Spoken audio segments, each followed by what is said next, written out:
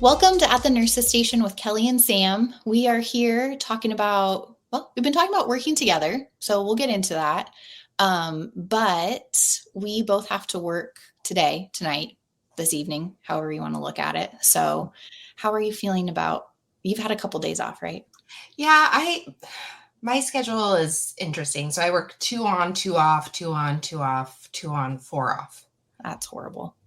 Well, and that's what a lot of people say, but it is really nice in that I only ever have to work 2 days. And so, I can get through those shifts a lot easier.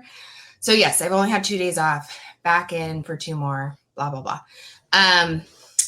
So I'm doing okay. I've been busy the last couple of days, yard work and baseball. I am really ready for the kids' baseball season to be over. I have 2 kids in baseball, so that means 4 days a week.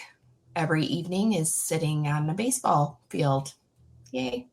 Nice. And they're not, sorry boys if you hear this, but they're not good. It's not like I have it's not like I have the star players out there and I'm like so proud. It's just like sitting there watching them roll around in the outfield and not get a hit the entire game. So it'll be good in a couple weeks. How are you? Good. I have more days off in a row than you, which is on purpose, but I work 4 days this weekend. So, but I'm okay. I think we had talked about before we started recording a little bit, like it's bill day, right? Cause it's like payday weekend. Mm-hmm. So that's not my favorite. Mm-hmm. And we are very blessed to work at a facility that I feel like pays us quite well. Mm-hmm. And so it's not that. I just hate the minusing. Yeah, it's like in the morning you see this great balance, and by the end of the same day, it's like, and now I have to go work to get more money to pay more stupid things. Yeah. And I mean, I guess that just goes to that, like, it's never enough, no matter what you do. It never feels like enough, but otherwise, no, I feel like there was something that I was like, oh, I wanted to talk to you about, or no, I've just been doing fraction math all morning with one of my children. And it's like, well, why is this fraction times this fraction this? I'm like, actually don't even understand the concept of multiplying fractions. I don't know in what world I would need to define. Yeah, I was just going to say, you will never need to know it. So just get out a calculator. I mean, Well, we can do it. Gosh dang it. It's the second child that has had to go through this, and there's one more. So I will understand this by the time we graduate all of them. But you should be able to, because you bake though. I mean, that's the only time we really use fractions. It's half cup, third cup, eighth of a cup. But then you're like saying, like, if I wanted to like cut my recipe in half, what's half of a third of a cup? Right. Yeah. It's about half of the third of a cup. I don't know. You fill a third of the cup halfway.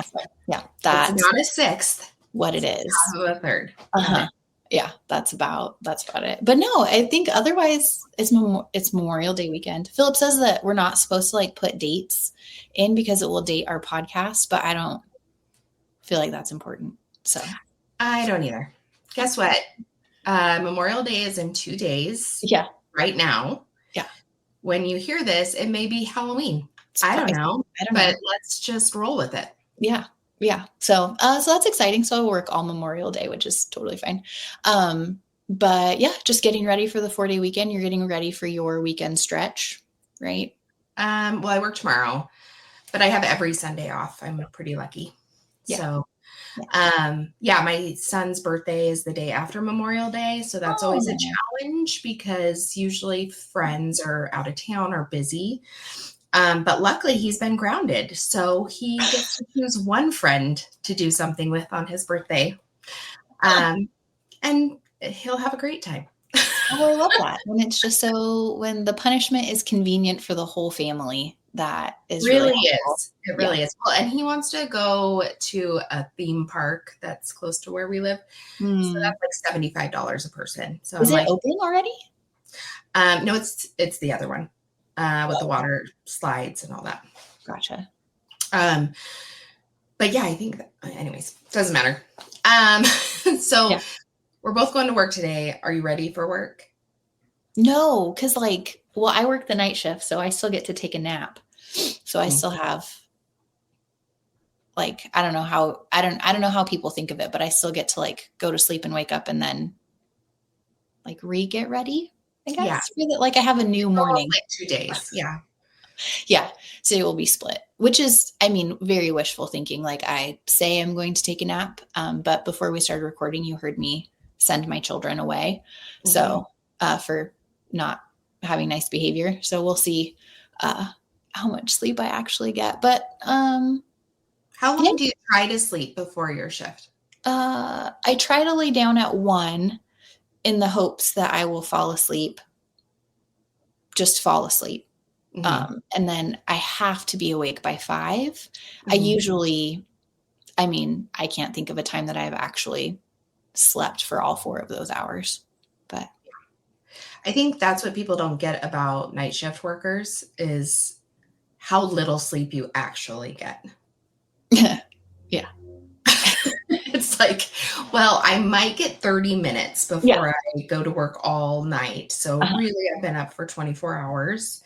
And then in between 2 night shifts, what is the most you've ever slept? I think I maybe slept 7 hours, but usually it was 5. Yeah. I feel like my battery is recharged if I get 4 solid, uninterrupted hours of unconsciousness. I'm sure the most that, I think my stretch for the number of night shifts done is in the low 30s in a row when I was working 2 jobs.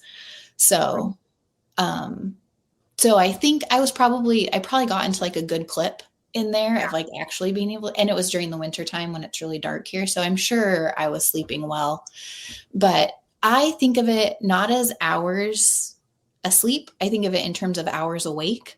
So I really try not to go more than 20 hours without having fallen asleep for any amount of time. I don't care if I'm asleep for 20 minutes or 4 hours. I just need to have fallen all the way asleep. Yeah. And as long as it's not more than 20 hours of being awake consecutively, I'm usually okay. So I'm sure that will terrify non-medical workers to know about their night shift crew. Oh, for sure. And that's what I'm talking about because I've done the majority of my career as night shift. Mm-hmm. And now I'm doing evenings. So I work 3 to 11, which means I get home at midnight. I don't go to sleep till 1 usually. Yeah. So it's still not healthy. But man, those years and years of night shift, that takes a toll on you. I did a night shift the other day, just stayed over and worked to 16. So I was there till 7. And wow, I felt like crap. And then I woke up and I realized that's how I felt for years of my life. Yeah, no, you're right. And it takes a while to get acclimated to it. But the thing that I think is the worst about it is that it actually ruins your regular sleep. So I don't sleep for more than usually Philip and I will lay down and go to bed around 10. Mm-hmm. And then by 1 o'clock I'm awake and I have to either read a book in bed or I move to the couch and listen to a book or I don't know, do something in the kitchen or move the laundry or something. But I'm awake probably until 3, 4, and then I'll fall back asleep and get back up at 8:30. So yeah, it's so horrible. I just can't. But then I don't have to be at work during the day, which is kind of worth it. So there's that. Well, it makes me think of the other night I came home and we had this horrible thing happen at work. And when you walk in and your significant other, your husband is just what happened? Yeah.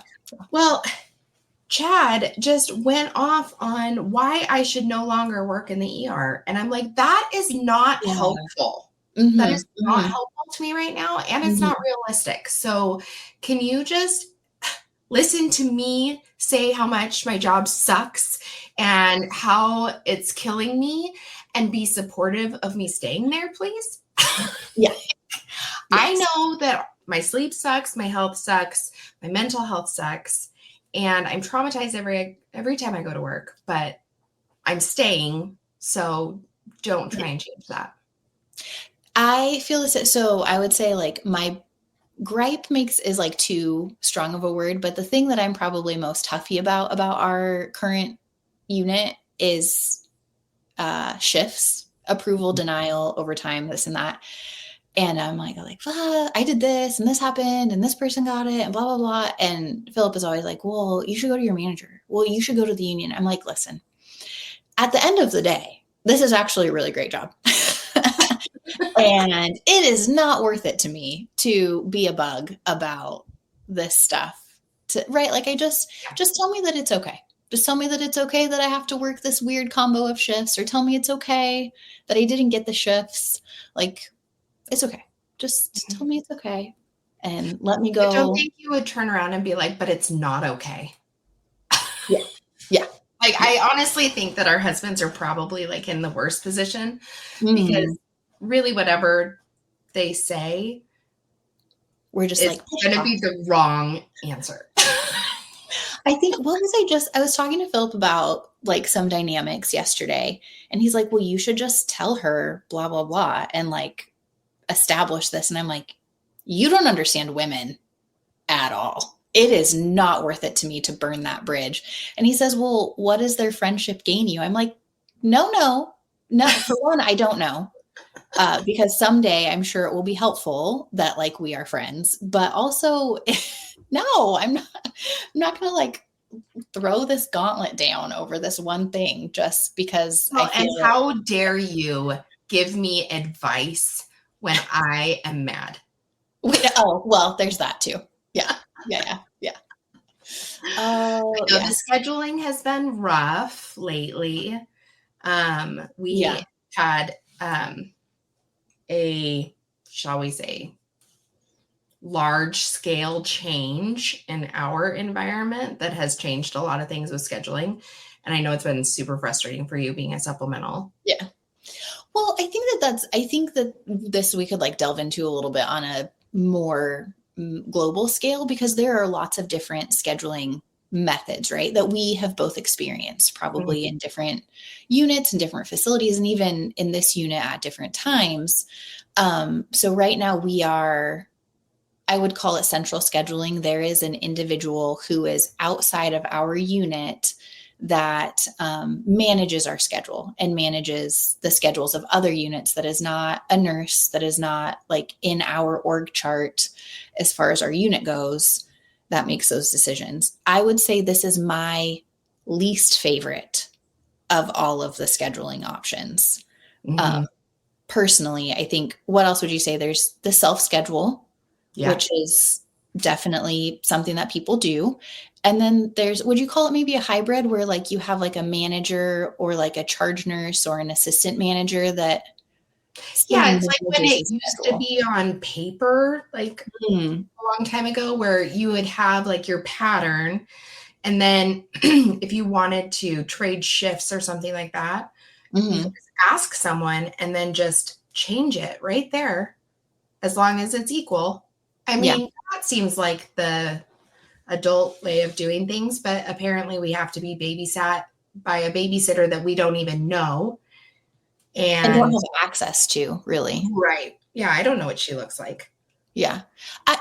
I don't like from a supplemental perspective, like I don't really like the paper schedule because I don't have access to it as often, right? Or as regularly. And it's hard to, anyway, I think that's difficult. I like being able to pick up shifts from home, like just accessing the like electronic program that we use.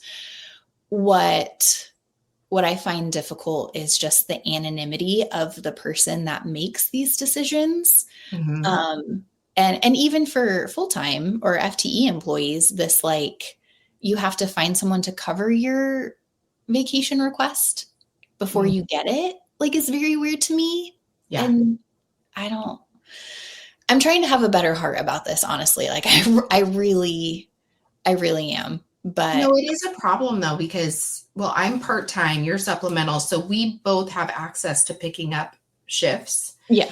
But there should be a very clear outline of how that is done, what order it goes in, which I mean, we have a contract that states that, but yes. it feels like it's not being followed. And it's so frustrating. And I think, like you said, I think this is like a global issue. I would be hard pressed to find a nurse anywhere in the United States that has not had like scheduling issues. And it seems like such a silly thing. It seems like it should be simple. Yeah, that's what I don't. That's I would be interested to hear from maybe other healthcare professionals that are working at other facilities, because I know, I mean, you go to self-scheduling and then people complain about self-scheduling, right? Like there's like a favored group of people, or there's the people that work the weekend that the schedule opens. Mm-hmm. And so they always get first, you know, I remember when it was on paper, that was the problem in the unit that we were in, is that it was always the same crew that was on the day that the schedule came out. And so they always got first opportunity to pick up all of their other days that weren't their set weekends. Mm-hmm.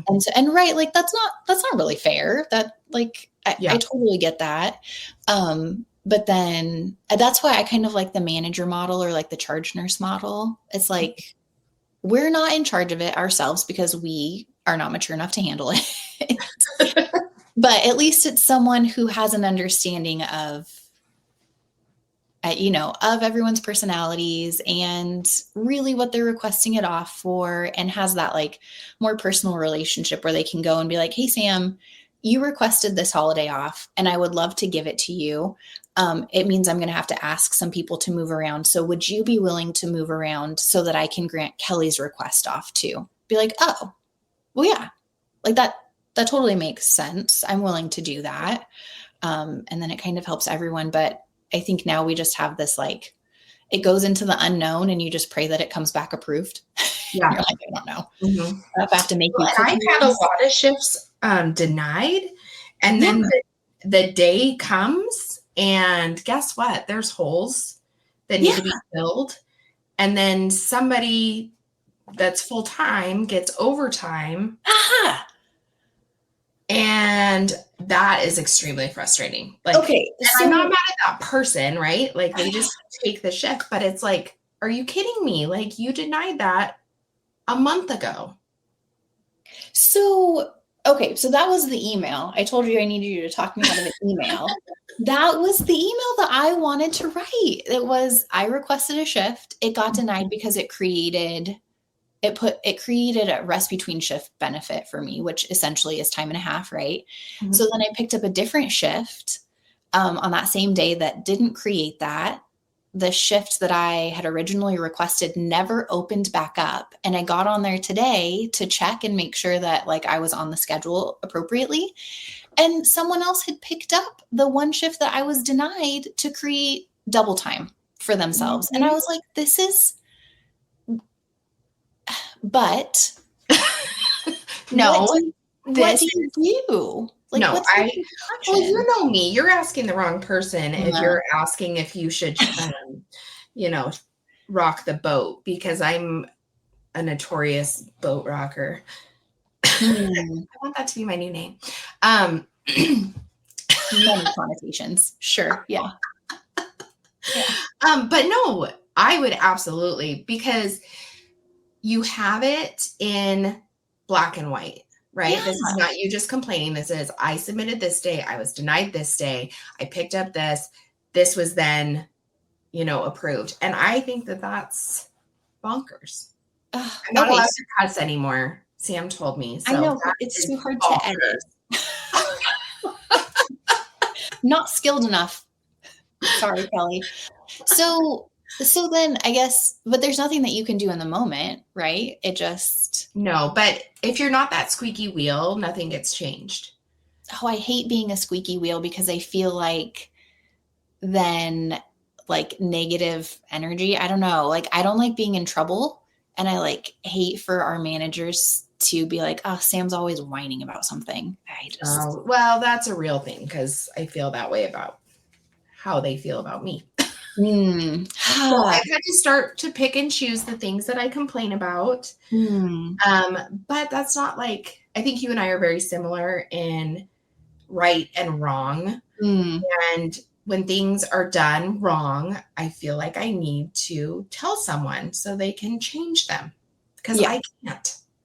Well, so like for supplementals, right? We got this and we have new supplementals that want to work the shifts that I like working, which is new. In 6 years, I've been the only person that wants to work night shift as a supplemental, but that's not true anymore, which is a bummer for me because then I don't get all the shifts that I want. So I asked about like, well, who gets them when we both apply for the same one? And so I got an answer. I don't like it. It doesn't favor the way that it doesn't favor how I operate, which is why I'm like, well, this isn't ideal for me, right?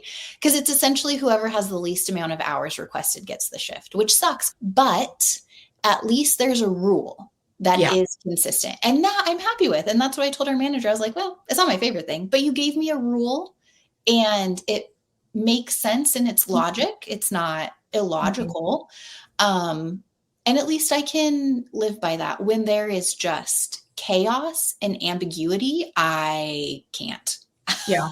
Well, and I think that what we've lost is that communication, because I've seen it the other way where they've denied someone a shift and then all of a sudden they've been put on that shift like the day before. Oh.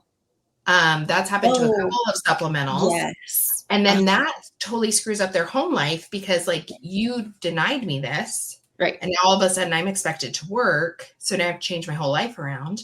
Right. And what I don't understand is why isn't there a simple phone call of, hey, you put in for the shift like 3 weeks ago and you were denied it, but we need it. Would you still like it? That's so easy. And then it's yes or no.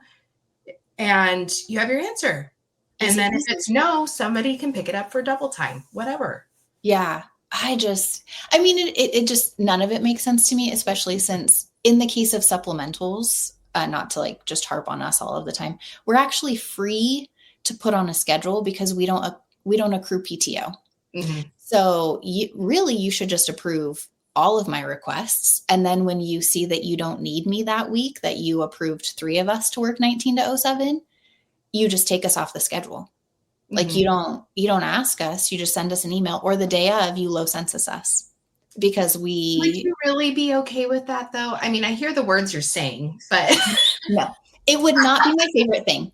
But again, at least it would be a rule. And then I could proactively be like, hey, you approved 3 of us for this. Take me off.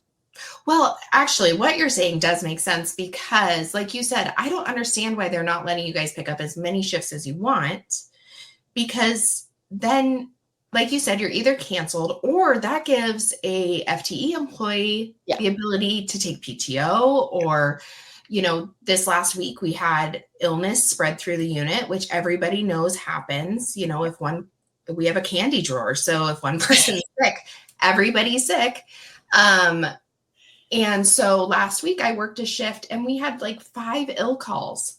Yeah. Well, then we're scrambling. I'm texting you from home and I'm not even charged just because I want you there. Like, hey, do you want to come to work? I don't understand it. It's silly to me. It does. It's sort of weird. So that's like the before you get to work aspect. But then when you get to work, say it is super slow and you have people that are on double time because they're staying past their scheduled shift, then how do you manage that? You got to send somebody home, but they are the least incentivized people to go home, but also the most expensive for the unit to keep. And how does that go out? Well, there is a rule for that as well that I found out, which is also very silly. It goes like agency first. Yeah. And then, supplementals still go over overtime. Yes. Which is so stupid. I tend to agree, but we do make more an hour. So we automatically make 8% more because that's our since we don't get benefits and PTO. Yeah, but you can't start going down the who makes more per hour route. Otherwise, you're going to start sending senior nurses home. You're going to, what I mean? I mean, and 8% is still less than 50%. Right. Which any overtime person is at least making 50, if not 100, right? Double, 100%. I agree. I think that that's something, I think that honestly, that just shows the union, that the union doesn't have like adequate supplemental representation or per diem representation, which is fine. But I knew that rule going in. I'm talking more like, so I worked a shift last week and the charge nurse was on double time and was very vocal about how tired she was because she was being there for 16 hours, and then sent, I think it was like 2 regular time nurses home on low census because we weren't that busy. Right. And I just, it's interesting how that plays out. And I don't. Well, and it is interesting from like, when you step back and you look at it from like a corporate decision. Yeah. It doesn't make sense. Yeah. But I mean, from a union position, like play the game, right? Like if you want to be here on double time, I'll stay. Like, so there's a lot of ins and outs of it. I think what frustrates me is that I think things should be fair and equitable. That's a very union term, right? Yeah. And for whatever reason, it never seems like it is. I hate the idea of playing a game. That like bothers me at my core. I'm like, I want to play no games. I want everything to just be laid out. And yes, I'm not in it for our juggernaut of an employer to make billions of dollars every year. Like, that doesn't, I'm not trying to, I don't know, encourage that in the healthcare system. Like I have a lot of opinions about how we do healthcare, but also like, I think that it's important that we stay open, and I appreciate that our assistant manager and our manager catch a lot of heat for our budget. And if I can do something that is like helpful to them to not be in trouble all of the time. Yeah. Like I don't want to make their life more difficult when they're talking to the director or when they're having to answer to these things. Well, and that's what's hard being a charge nurse is like, we're being told like, you have to low census someone, or, make sure nobody's staying overtime tonight. But then we have ill calls, and then we have, all this stuff, or you just have people like whiners, that just don't want to do.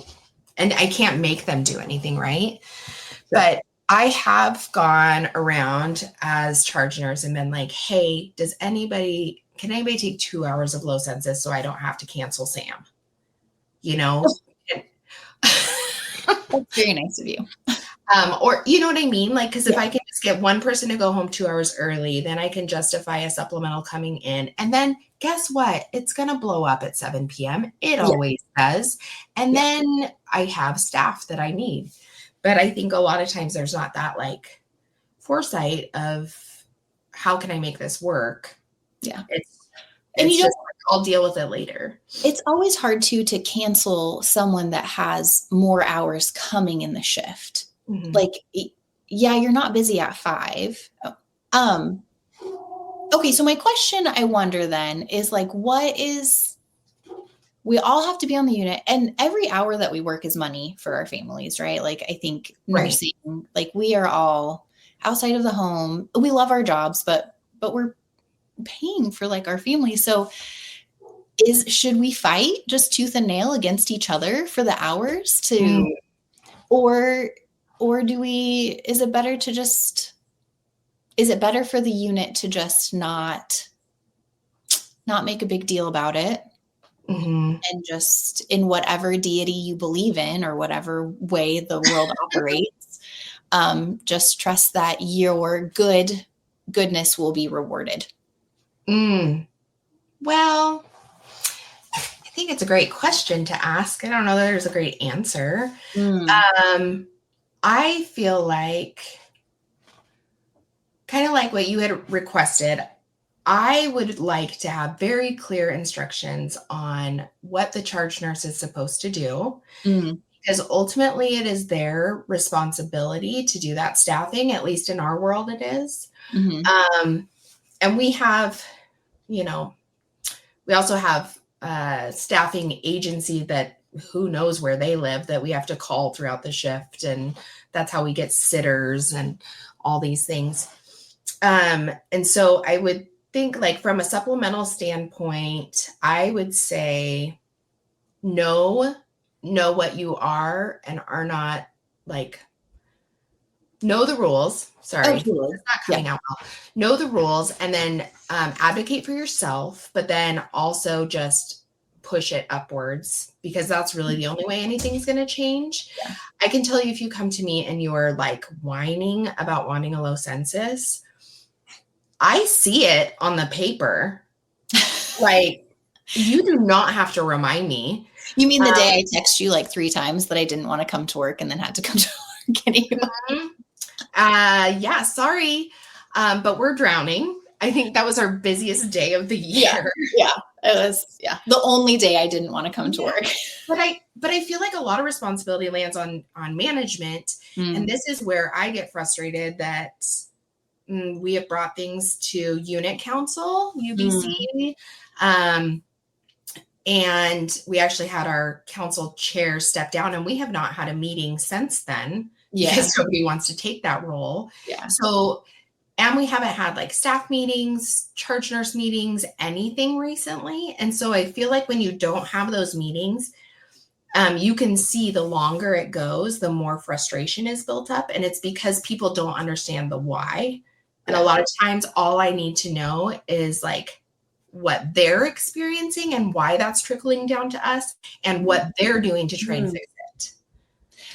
Yes, I agree that that the clear rules and then knowing from their perspective what they're seeing. Because I think at the end of the day, when we look at it from our perspective and probably from more of our audience's perspective, it actually breeds, I think, some animosity between coworkers.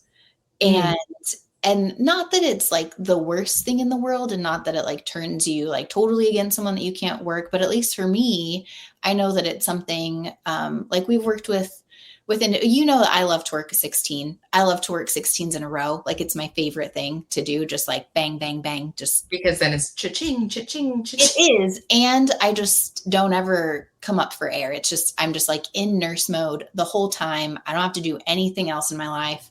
But I know that we've worked with employees before that like to do that and then call off on their last shift. Oh, there's a hot button. And while it's like not the end of the world, and usually it benefits me because then there's more hours to pick up, right? I think it's things like that, or like what we're talking about where like we have requested shifts and then we don't get them. And then we show up to work and there is a person who's working the hours that we wanted to work. It's not like going to blows, but I think it just breeds this like low level sense of distrust and it puts us against each other in this way that affects our families. And that's really what I don't like about it. Like, I don't like having those thoughts. I don't like having to be like, well, am I going to get to stay or is somebody going to pull well, I'm an FTE, even though I'm on double time, Sam has to go, which has happened before. Yeah. No. And one of our good friends at work, she was in charge and she was, on double time and came up across this exact situation and she couldn't get a clear explanation of what she was supposed to do. And so she was just like, fine, I'm going home. And because I'm the most expensive, I don't want to send anybody home. And this is stressing me out. Like when she told me about it, she was like, I was so stressed out because everybody wanted to stay because everybody was making a lot of money, which meant that I was going to have to send home a supplemental that had just gotten there an hour before. Yeah. And she was like, fine, I'm going to go home. And I feel like we get put in that position a lot where it's like the nicest person will be like, okay, I'll go home so somebody else can stay, which is fine. But when paycheck comes, now I just lost $400. Yeah. So yeah, I think it's the working overtime and then calling off drives me up the wall because it's accepted. Like there's no consequence for it. And you and I have different views on unions. I'm very pro-union, but that kind of behavior makes me livid because it's like the organization can't punish that person, but they're playing that game and they're playing dirty. And it affects their coworkers more than it affects management. So management doesn't really care. Yeah. Well, and the union doesn't really care because it doesn't affect the union at all. No. And they're the ones There's nothing that says that you can't call off after you've worked 3 overtime shifts. And keep your overtime. Yeah.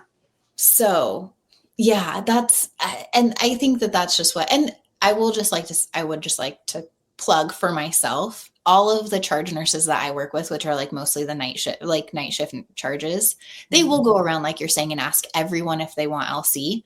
And I have told them my answer is always no.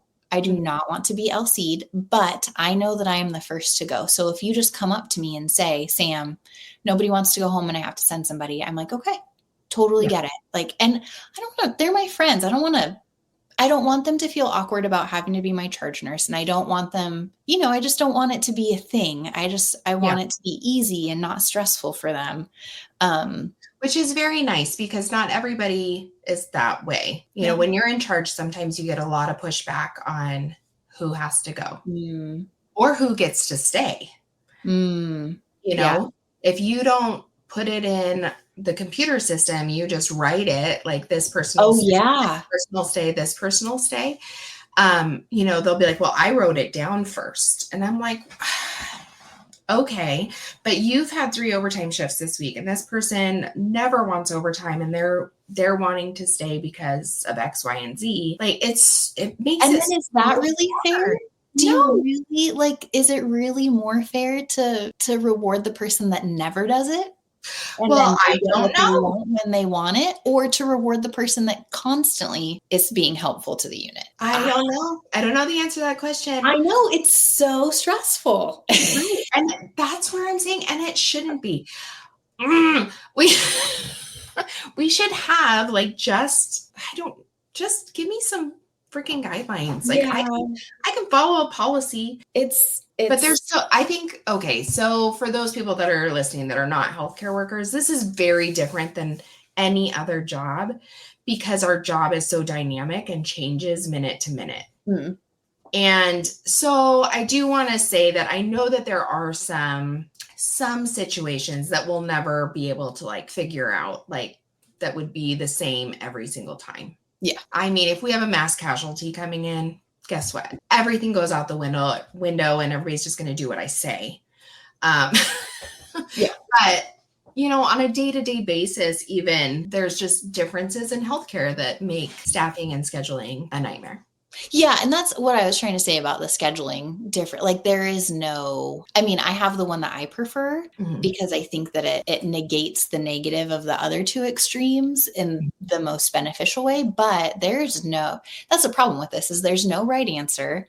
You're dealing with a lot of people and a lot of different personalities, and you're directly affecting, like you said, their home life and their pocketbook, which is, you can't get more personal than that. Right. No, you can't go. When you think that, you were talking about how much money we bring home. I would say that the majority, the vast majority of nurses are the, what am I trying to say? The main breadwinner. Yeah. Breadwinner. There it is. Yeah. I always have been. My husband has a wonderful job and he makes almost what I make, but he works full time and I work part time. I could go to work full time and he wouldn't have to work at all. And that's not putting, anyone down in any way. It's just the reality of things. And so, yes, when you're relying on that paycheck, it does make everybody a little pissy about their shifts. Yeah. I'm in the same boat. I've always been the primary breadwinner, and Philip only went back to work a couple of years ago when I was, all the stuff we went through, and I was like, I don't want to do this anymore. And I still make more money working supplemental. Yeah. So and that's why, we're both Christian, but that doesn't, I don't know. I don't want it to always be necessarily about that, but I've just always been thankful. I'm the Lord will give me the hours that I need. And if I have to have bad or ungrateful or ungracious behavior to get hours, then it's probably not, it's probably just not the way that I should behave. And I agree with that statement, but I do think that there is a way to advocate for yourself that is not ungrateful or ungracious. Yes. Well, which is why, like, I tell the charge nurses, like, I want to stay. I don't want to leave, but yeah, I think we're overstaffed this weekend on a shift, and there are 2 supplementals working that same overstaffed shift. So are you already stressing about it, or are you already like, let's see what's going to play out? I'm not stressed because I've already just like whatever happens. And I know the charge nurse, and I don't want her life to be difficult. And so I will do whatever it is that I am asked to do, but I'm just interested to see how it plays out, because we historically have only ever had one supplemental working at night, and that's always been me. So it's very easy. And like you're saying, it's in the contract. Like, I am the first person to go. There is no if, ands, or buts about it. But when there's 2 of us, how does one, navigate? Yeah, I'm glad I'm not making that choice. But it is a holiday, and so hopefully that means people are going to want. Well, that was the problem in the beginning, was that it was a holiday. So, it's a holiday shift is really the issue. Sure. But anyway, we're at like 40. Oh, well, we'll be a little bit less since you answered the door.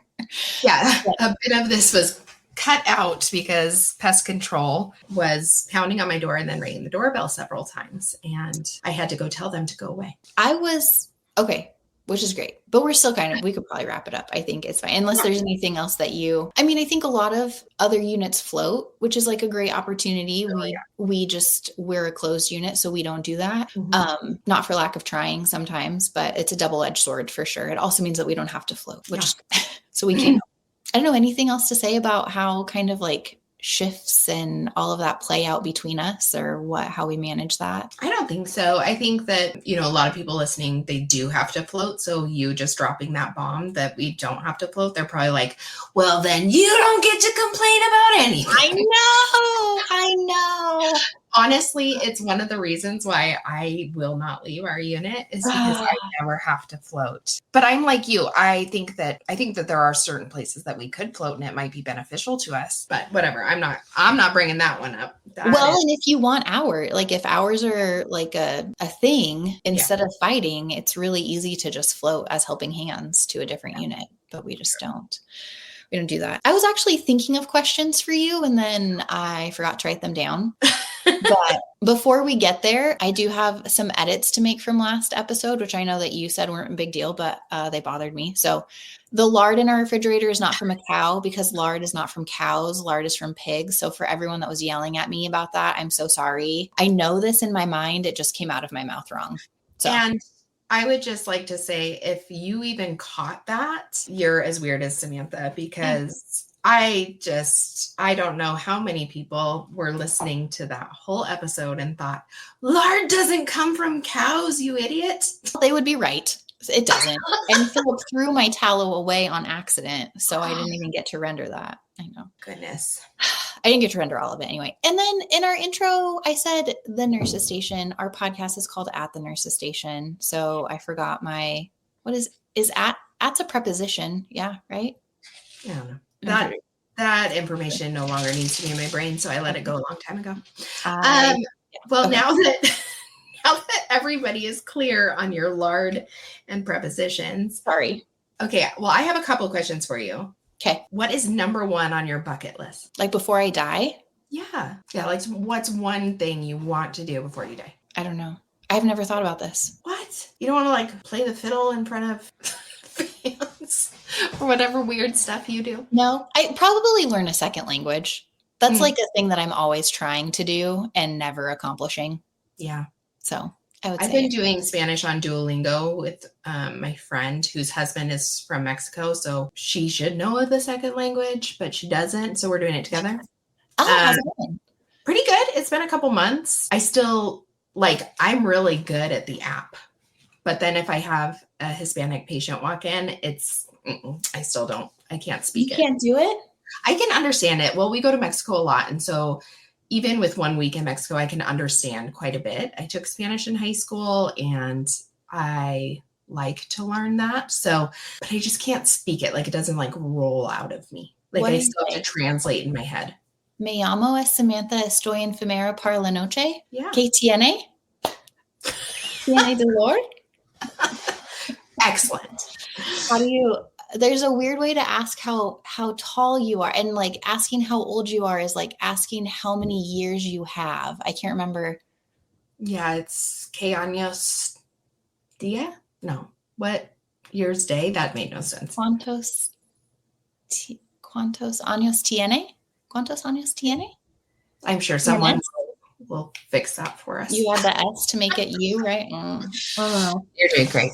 I'm not really sure. I forgot. I used to be able to do my whole triage in Spanish and tell people that they had gallbladder disease, has like a funny term, which is fun. I think it's something with like a cyst, and pancreatitis and pancreatitis. Because the like CNAs that I work for got tired of translating for me. They're like, you have to figure this out, Sam. We can't handle, you are the only white girl in the unit, so you have to get it together. And I was just like, oh. Yeah, we live in a very white area of the country. And so it is difficult because we don't have that constant repetition. Yeah. Except Russian. I feel like I need to learn Russian. Yeah, we do have a lot of Russian and Ukrainian patients for sure. Okay, do you have a question for me? Well, I feel like I did, and now. Okay. So no, I'll just ask you, what was the best meal you made this month for your family? Well, I was going to say Mother's Day, we had barbecued steak, but my husband made that. Probably, I make these taquitos that everyone loves. It's like shredded chicken and spinach and cream cheese and salsa, and then you just like fry them up, and I just make like 40 of them. And so I'm just sitting there cooking, and people just keep coming and grabbing. It's not even like sit down. So probably that, like my daughter's friends will like request me to make taquitos. So I reward people with taquitos. Well, you can bring them to work anytime that I am there. I know. I should. It's time consuming. You wouldn't think it is, but you only do like 5 at a time. And you fry it in like what? Just vegetable oil. Yeah. So, what item do you hope will be obsolete in 10 years? Kelly, these are not rapid fire questions. These are hard questions. Fine. Okay. Fine. Skip that one. When was the last time you pooped your pants?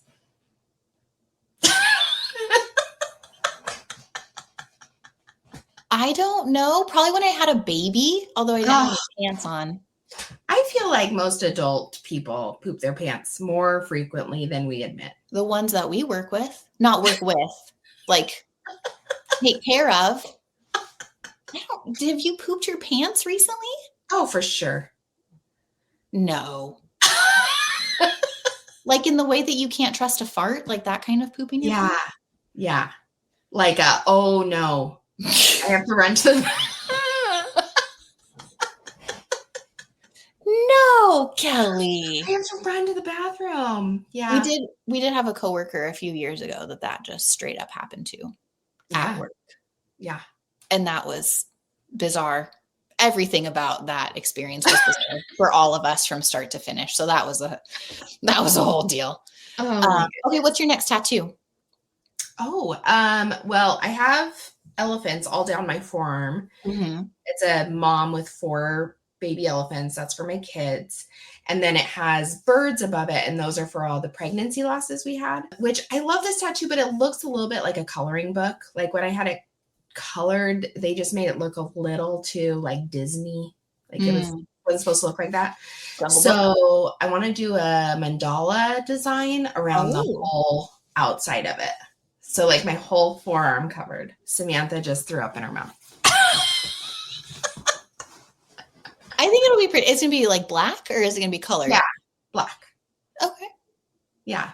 I have tattoos. Don't look at me like that. Right. I know. I said full arm and you freaked out. Yeah, that's a bit much, but. Well, and I've been wanting to do this for a long time, but as people know, tattoos are so expensive, and to get it done right, it's going to be like $1,000. And like you, I have a hard time just spending that much money on myself when there's so many other things that, like paying down your car or, getting sprinkler systems, those really fun, like house things that we have to pay for. Mm-hmm. So yeah. Okay, sweet. So you're going to get a sleeve that doesn't start at your shoulder. Right. It's just my elbow down. Is that like a glove? I think they call it a half sleeve. Sleeves start at the shoulder. You can't have a sleeve just on your forearm. It would fall off.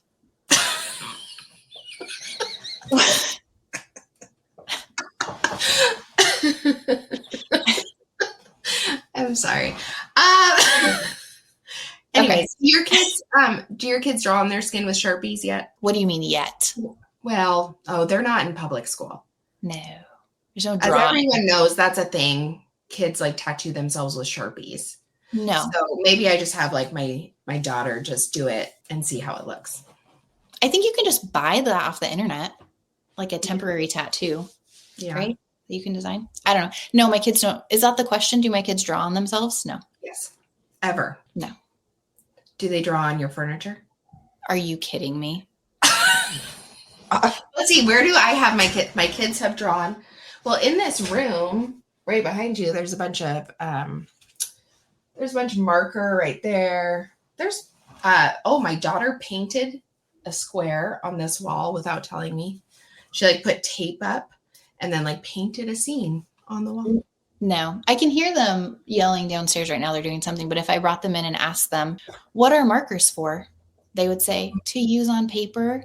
What are pencils for? To use on paper. You know what, though? I heard this thing one time that was so sweet. It was like when your child leaves the house and you see like their 5-year-old name written in the back of their closet, it's going to be like the sweetest thing you ever see.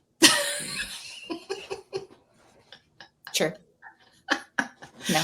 So yeah, my kids kind of draw on everything. They don't get that much trouble. Okay, best night out, and then we can be done. Best night out? Yeah, tell me about your best night out. Ever? Yeah. Oh, man. Well, I'll just tell you about the most recent one because my husband and I stayed out at a casino together, and we barely left the hotel room. Not in... It was in that way, but that's not why it was the best night out.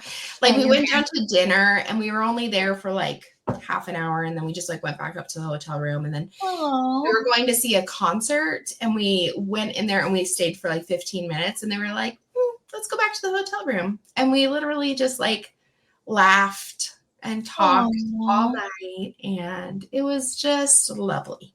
And you weren't it's nice to remember like, that you really enjoy spending time with your husband. Yeah.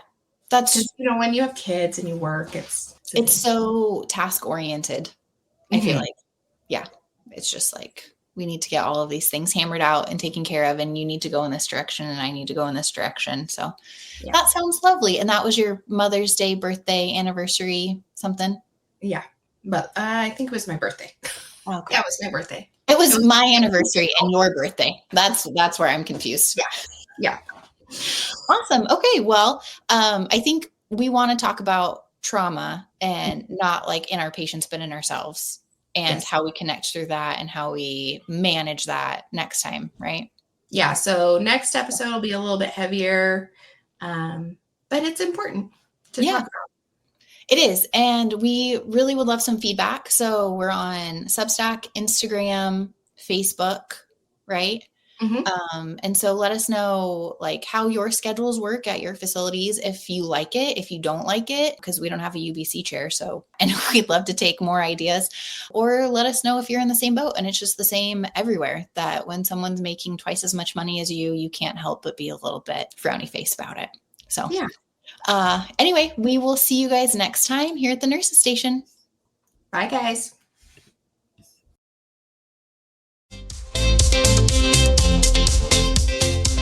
Hey, guys, this is Kelly from At the Nurses Station. Sam and I would like to remind you that the views and opinions expressed on this podcast are strictly our own and do not in any way reflect the position of our employers. This podcast is for entertainment purposes only and in no way should be considered medical advice. As always, consult a qualified medical provider for questions regarding your health or medical conditions. We hope you had fun listening to us today, and we'll see you next time. at the nurses station.